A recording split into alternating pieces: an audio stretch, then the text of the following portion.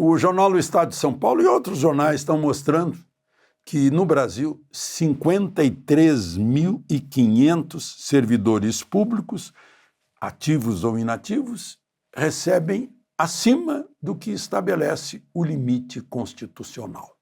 Ou seja, estão sendo pagos desobedecendo na cara de todo mundo a Constituição. A Constituição estabelece limites, está lá no artigo 37,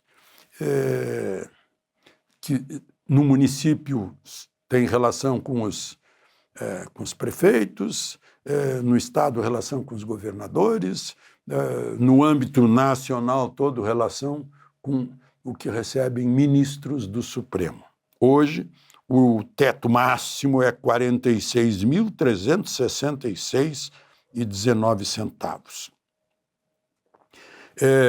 53.500 servidores recebem acima disso e nos últimos 12 meses deu 20 bilhões dos nossos impostos, dos pagadores de impostos, para pagar esses, chamam de penduricalhos, né?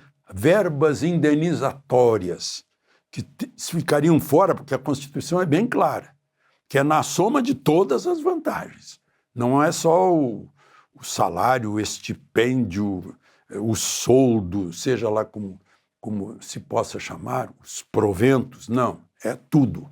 Né? Mas agora estão com um projeto de lei para ver se moraliza isso.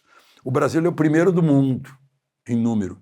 Em segundo lugar vem a Argentina, com 27 mil funcionários recebendo acima do teto. Em terceiro lugar, Estados Unidos, 4 mil. Estados Unidos tem 300 milhões de habitantes, só 4 mil.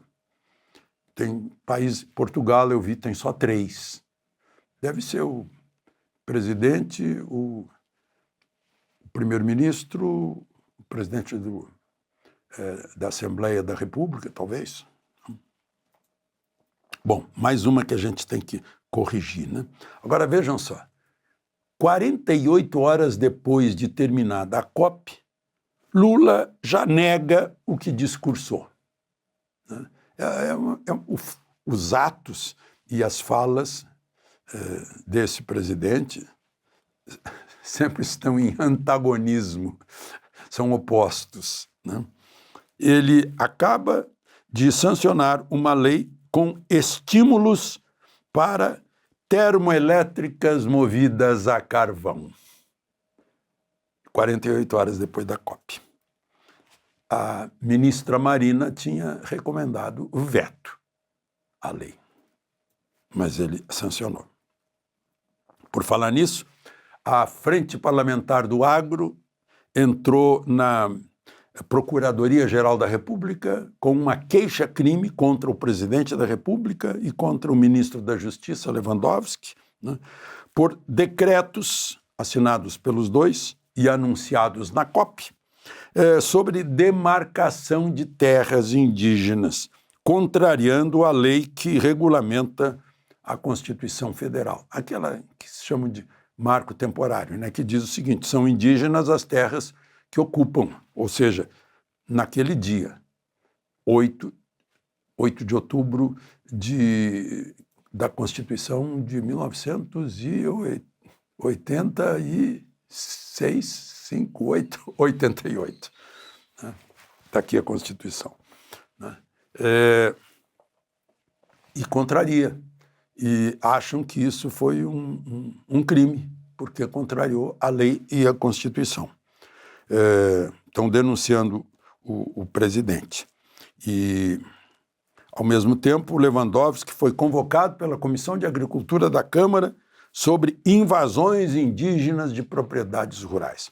Já que eu falo em denúncia, o deputado Kim Kataguiri denunciou, e foi encaminhada a denúncia ao Supremo, está com o relator, ministro André Mendonça, o procurador-geral, o advogado da União, o Jorge Messias, que é indicado por Lula para vaga no Supremo, por crime de...